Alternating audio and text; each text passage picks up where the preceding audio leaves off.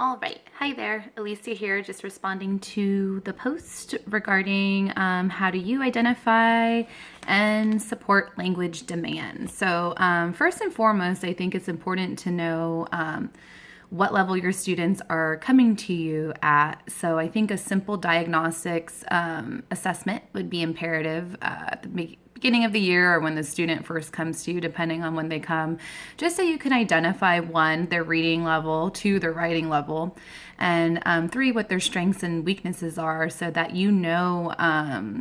kind of how to approach the student, what they need, what they're doing great in, what they need a little bit more help in. I think it's important as a teacher just to kind of know the beginning level of where they're coming to you as. So that's number one. Another way to develop and identify language amongst your students is in readers workshops. I know that for the second grade class that I was in, they did this every day. It was a minimum of 30 to 45 minutes.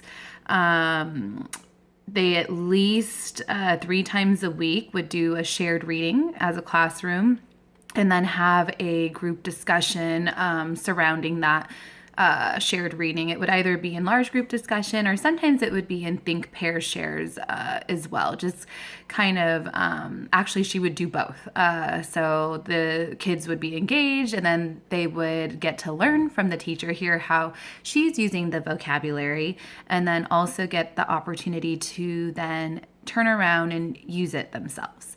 So I think that's imperative as well, that not only are they listening and learning from the teacher, but that they also get the opportunity to use that language as well.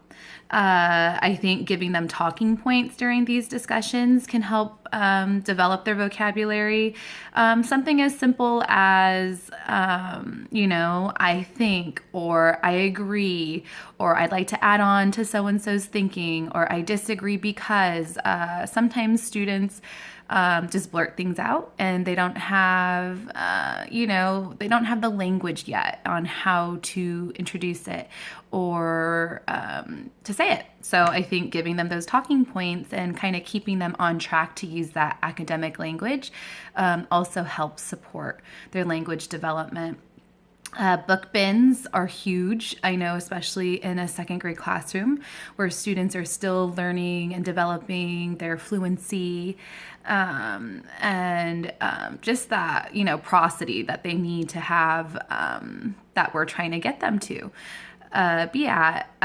So I think the book bins are imperative, having multiple books that are right at their level that they could read independently, but not just giving them books to say, go read, on your own, but also giving them a task. Like for today, you're going to write down the main idea for the book that you read, or for today, we discuss character traits. So mark down after reading one of your books or a chapter in your book, depending on which level they're at, a character trait from the main character of your story. So I think it's important to give them a task along with the independent reading. I think that is also beneficial and useful, one, to keep them focused, and two, so that they have a reason, why they're doing this reading.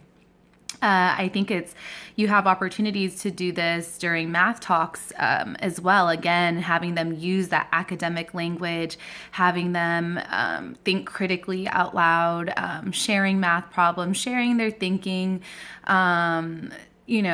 saying why they agree or disagree. That's something that you can also do in math talks as well. And it also helps build and support vocabulary. Now, I just wanted to touch on the ELs very quickly. I think intervention groups work very well for these students. Helps you kind of focus more on their phonics, their fluency, and you can even help, focus on not the vocabulary, but the writing as well. Because I think a lot of those who struggle with the writing in turn struggle with the reading, and vice versa. They struggle with the reading, they also struggle with the writing. So for these groups, I think those are areas important to focus on. And then also for other subjects like science or whatnot, it's important to teach these ELs curriculum vocabulary, right? A lot of times that vocabulary can be tricky, even for English speakers. So I think just to kind of give everybody a step ahead by teaching them that language that's beneficial as well. And of course, reading at home every night could be required as homework. That can definitely get their reading logs, have them get their signatures.